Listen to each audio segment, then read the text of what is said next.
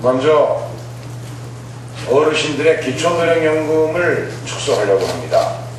4대강 때문에 매월 9만원씩 어르신 용돈 드리는 그 수혜자를 현재 370만 명에서 한나라당 이명박 정권 200만원으로 줄이겠다는 이야기를 하고 있습니다.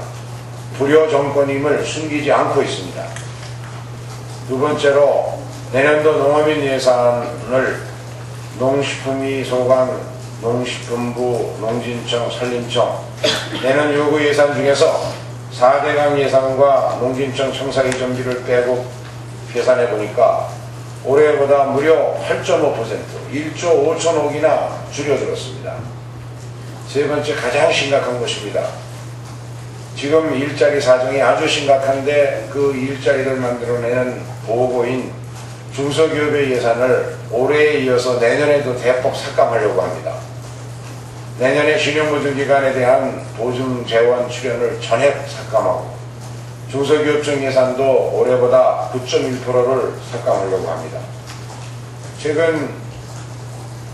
지난 6월에 취업자 수가 30만 명이 늘어났다고 정부가 홍보했습니다만은 이것은 작년 6월에 취업자 수가 최근 10년 내 사상 최악으로 낮았기 때문에 그것과 비교한 기저효과 때문에 그렇습니다.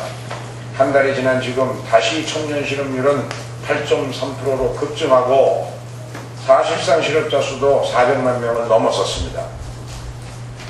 그런데 국회 예산정책처가 2009년 회계년도 결산 분석을 어제 내놓은 걸 보면 이명박 정부 일자리 창출 사업 집행률이 극히 저조합니다. 고용유지 지원사업 1,082억 원 전액 집행하지 않았습니다. 중소기업 고용유지 자금 대부 사업도 집행률 17%에 불과합니다. 신규 고용촉진 장려금, 청년 고용촉진 장려금 모두 집행률이 50% 내외입니다. 한마디로 이명박 정권의 일자리 무능 정권임을 말하는 것인데 일자리 무능 이전에 도대체 이 정부가 일자리에 대해서 이것을 해결할 의지가 있는지 묻고 싶습니다. 전체적으로 일자리 창출을 해내려면 국정 전반을 일자리 경제 정책 위주로 다시 재편해서 총괄 기획 조정을 해야 할 텐데 완전히 주먹구구식으로 하고 있고 유사한 사업의 중복 분산 추진으로 효율성이 극히 떨어지고 제대로 예산이 집행되는지 국가 어느 기관도 이것을 지금 점검하는 기관이 없는 것 같습니다. 일자리가 최고의 복지입니다. 이런 상황 속에서 내년도 중소기업 예산을 금년에 이어서 2년 연속 삭감하려고 하는 이명박 정권 이제 더 이상 어떻게 기대해 볼 수가 없습니다. 이번 7월 28일 재보궐선거를 통해서 전국 8개 지역에서 이명박 정권에게 분명한 심판을 다시 한번 함으로써 예산국회에서 일자리 예산, 4대강 예산 문제 근본적으로 해결되어야 하리라고 생각합니다. 이상입니다.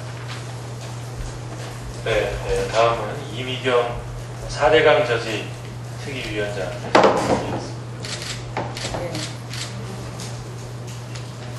이 4대강 함안보 합천복 공사 현장이 물에 잠겼습니다.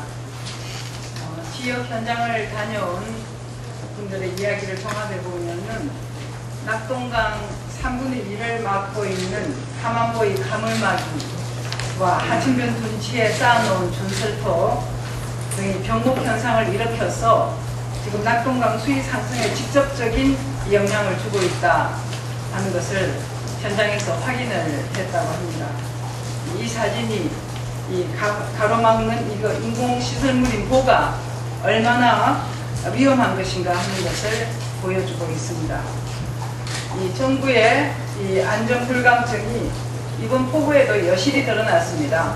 정부가 홍수기에 대비해서 이 4대강 수해방지대책 발표하면서 둔치에 임시로 이 쌓아놓은 준설토를 홍수가 오기 전에 치우겠다 이렇게 약속을 했지만은 이건 역시 거짓말로 드러났습니다.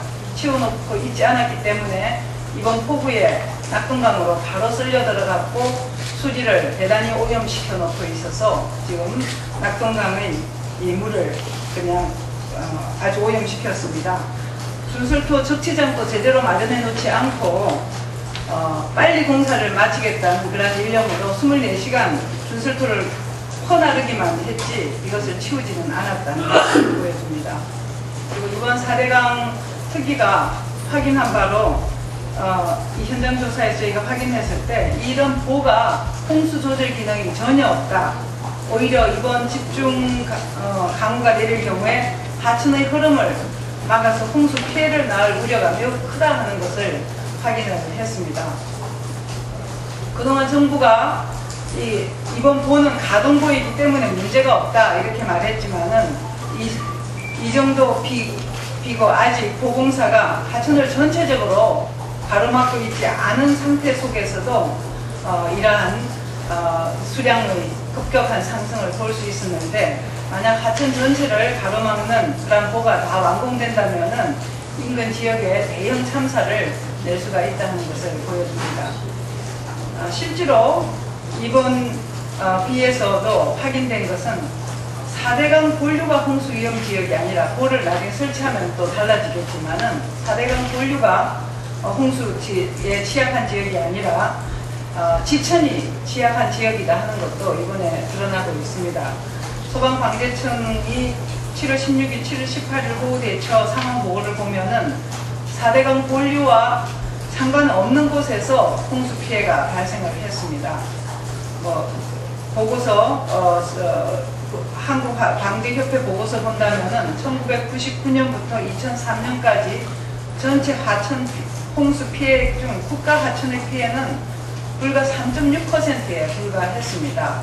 이미 98%가 정비되어 있는 4대강에서의 홍수 피해는 이 보를 하지 않는 한에 있어서는 적다 하는 것을 알 수가 있습니다.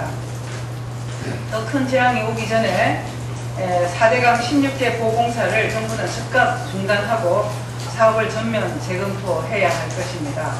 그리고 4대강 본류가 아닌 제취약지역인 지천과 산간지역 정비를 우선적으로 해야 한다는 것을 다시 한번 강조합니다.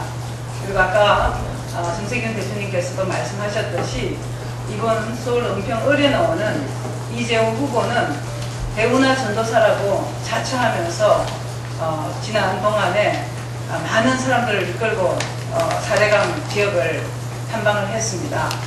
이제도 아직도 4대강 사업에 대해서 똑같은 생각을 가지고 있는지 책임 있는 정치인으로서 분명한 입장을 밝혀야 할 것입니다. 그런데 4대강 이 토목공사에 대해서 모두 다 우려하면서 반대하고 있는데 이 문제에 대해서는 입을 꼭 다물고 갑자기 난데없이 은평 지역을 발전시키겠다. 그게 자신이 적임자라는 언제부터 그렇게 작은 일에 관심을 지역 일에만 관심을 가지고 있는 사람인 것처럼 지역 일꾼론을 난데없이 들고 나와서 지역을 돌아다니고 있고 목욕탕에 가서 때미는 모습을 보여주었습니다. 여성들이 말했습니다. 갑자기 위통을 벗은 목욕탕에서 이재호 후보의 모습 정말 충격적이었다 이런 말씀을 들었습니다. 이렇게 지역 일꾼론 내세우기 전에 본인이 이명박 대통령의 최측근으로서 이명박 대통령의 주요 사업으로서 4대강 사업에 대한 본인의 입장을 분명히 밝힐 것을 촉구합니다. 이상입니다.